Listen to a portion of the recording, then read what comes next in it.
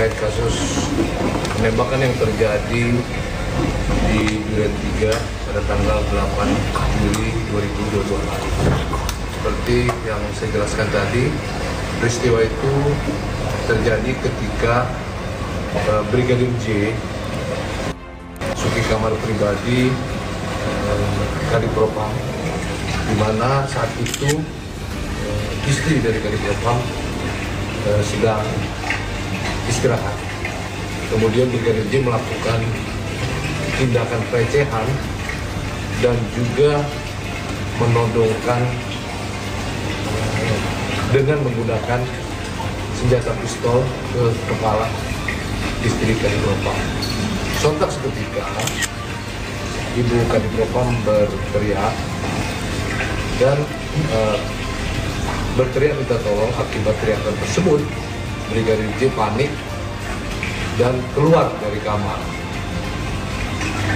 Kemudian mendengar teriakan dari ibu, maka Barada E yang saat itu berada di lantai atas menghampiri dari atas tangga yang kurang lebih jaraknya dengan Brigadir J kurang lebih 10 meter, bertanya ada apa, namun direspon dengan tembakan yang dilakukan oleh Brigadir J. Akibat tembakan tersebut terjadilah saling tembak dan berakibat Brigadir J meninggal dunia. Dari hasil olah TKP dan pemeriksaan keterangan saksi dan alat bukti di TKP, ada 7 proyektil yang dikeluarkan dari Brigadir J dan 5 proyektil yang dikeluarkan dari Brigadir J. Kami sampaikan bahwa saat ini Brigadir J jenazahnya sudah dibawa kembali ke keluarganya, dan tentu proses lanjut untuk mengetahui kasus ini terus berjalan. Kasus ini ditangani oleh Polres Jakarta Selatan. Perlu kami sampaikan bahwa tindakan yang dilakukan oleh Barada E adalah tindakan untuk melindungi diri dan untuk melindungi diri ya karena ancaman daripada Brigadir J itu sendiri. Ya. Kemudian yang perlu kami sampaikan, setelah kejadian saat itu Kadipropam tidak berada di rumah.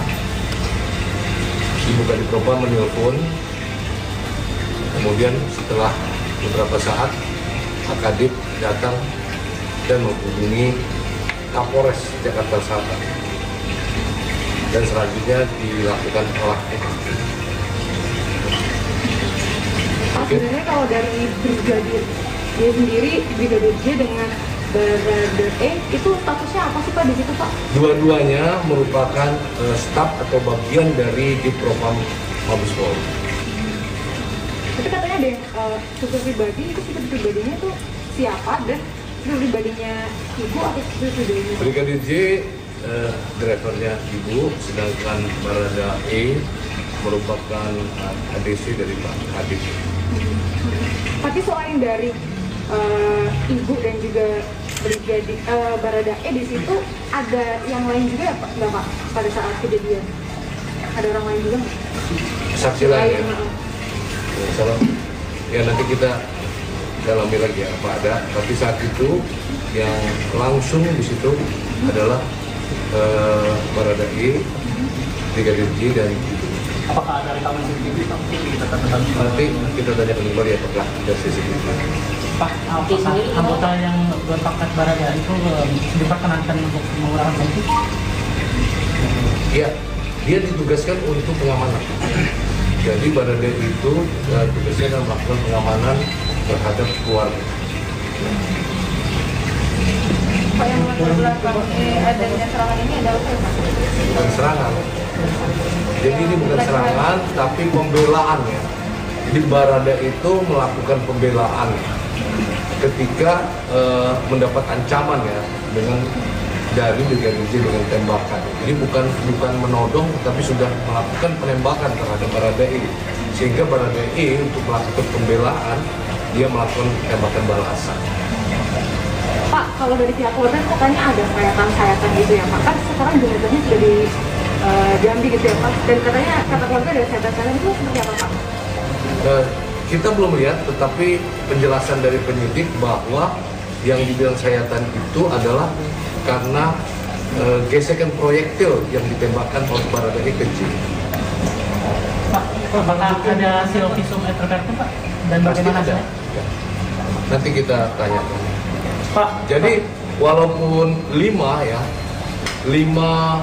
tembakan, jadi ada satu tembakan yang mengenai misalnya tangan, kemudian tembus kena badan.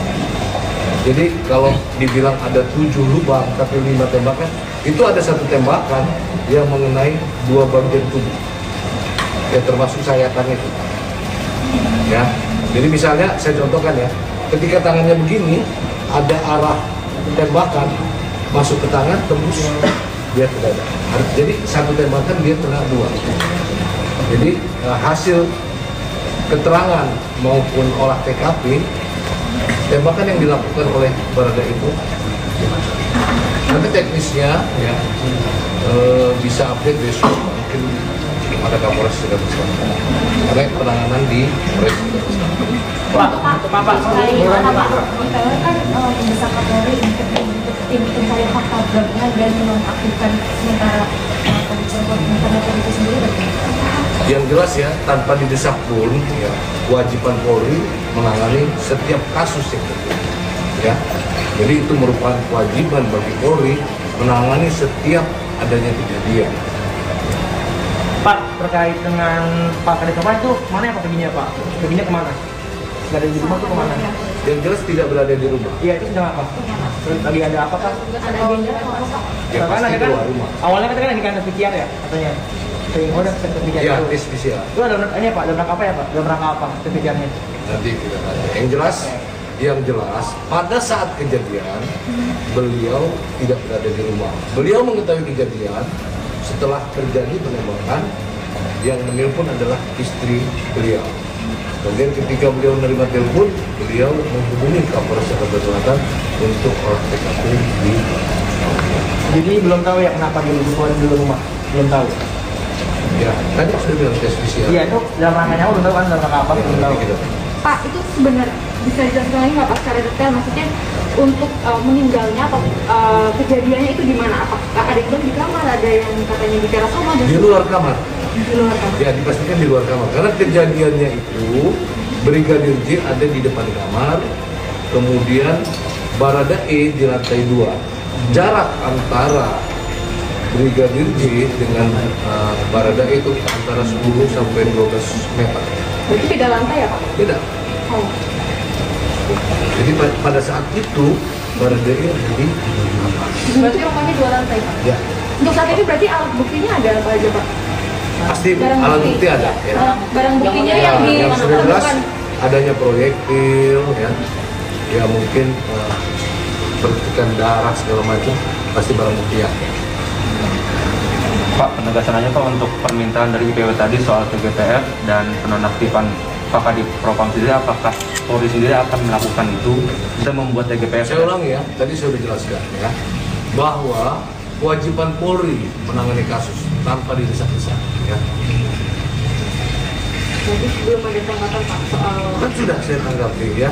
Jadi kasus ini tidak mungkin didiamkan oleh Polri, pasti akan dicari, ditelusuri penyebab. Ya. Ya kalau motif Baradae melakukan penembakan karena membela diri, ya. Ketika dia mendapat ancaman dari Brigadir J, bukan ancaman penodongan saja, tapi dengan tembakan, ya. Tentu dia akan melindungi dirinya. Jadi untuk memastikan dulu kaitan ini berarti berdasarkan dari Hasil olah TKP. Jadi hasil olah TKP, ya, dan bukti-bukti yang ada di lapangan, hayatan itu diperkirakan hasil tembakan, jadi gesekan dari proyektil. Oke, gesekan proyektil. Gesekan proyektil yang ditembakkan dari Baradae itu Brigadir. Bukan karena teknologi nanti gesekan. Bukan. Ada berapa luka tembak, Pak? Kalau luka tembaknya ada 7, ya. Luka tembaknya 7, tetapi ada satu tembakan yang bisa mengenai dua bagian. Seperti contoh, ketika dia tembakan tangan, dia tembus perut. Berarti sebenarnya melakukan berapa kali tembakan? 5 kali tembakan. 5 kali. Tapi ada 7 luka tembak. 7 luka tembak. Pak, 7 luka tembak masuk dan 6 keluar. Terus dibalas dengan berapa tembakan, Pak? 5, 7 kali tembakannya. Kalau Brigadir J sendiri melakukan berapa tembakan pada saat itu? 7, ya saya ulangi 7. Sedangkan dia membalas dengan 5. 7 dan 5 ya Pak? 7 dan 5. Jadi 5 itu dari Baradae. Jadi yang nembak terus-terusan itu adalah Brigadir J. Berarti pada saat melakukan baku tembak itu, ibu lagi di mana, Pak? Di dalam kamar. Dalam kamar. Jadi ketika berteriak, ya, Brigadir J keluar. Nah, teriakan itu kan didengar oleh ya Baradae keluar. Ada apa bang? Dijawab, bukan dijawab tapi direspon dengan tembak. Oke, hingga saat ini Baradae statusnya sebagai apa Pak? Apakah masih sebagai dia atau seperti apa? Saat ini ya kita masih lakukan pemeriksaan. Statusnya kita belum. Untuk Baradae Karena posisinya adalah siapapun ya yang mendapat ancaman seperti itu pasti akan melakukan pembelaan. Ya. Jadi bukannya melakukan perbuatan karena motif lain, motifnya adalah membela diri dan membela ibu. Jadi makanya untuk Baradae sendiri sebenarnya tugasnya itu apa sih Pak kalau untuk Ini yang disampaikan tadi ya, dia ditugaskan untuk pengamanan Pak Kadif dan keluarga. Jadi memang sebenarnya seperti itu. Kalau tujuan Brigadir J di lokasi apa, Pak? Kalau di lokasi? Sudah lama.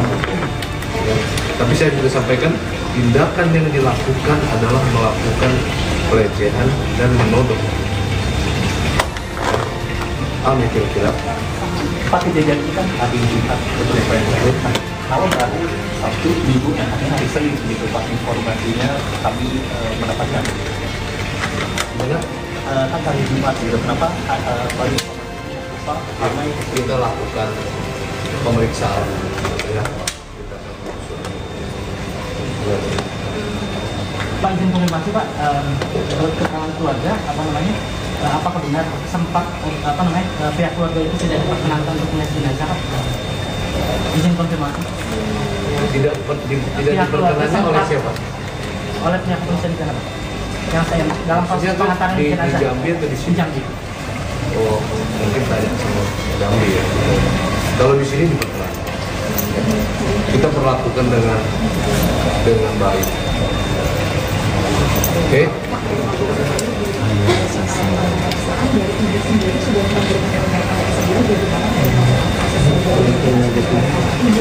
Ya, jadi hasil olah TKP dan keterangan serta alat bukti yang ada di lapangan. Untuk keterangan siapa? Ya keterangan dari ibu dan juga keterangan dari Baradae. Nanti saya ini tanya apakah ada keterangan saksi-saksi lain. Bapak, mau tanya, ini kan Brigadir J kan nembak ke Baradae ini 7 kali. Nah itu apakah ada yang mengenai tembak? Tidak ada. Semuanya jadi Dan posisi dia lebih tinggi dan dia posisinya dalam keadaan yang terlindung. Pak, kalau kondisi ibu sendiri untuk saat ini seperti apa, Pak? Kami belum tahu kondisinya.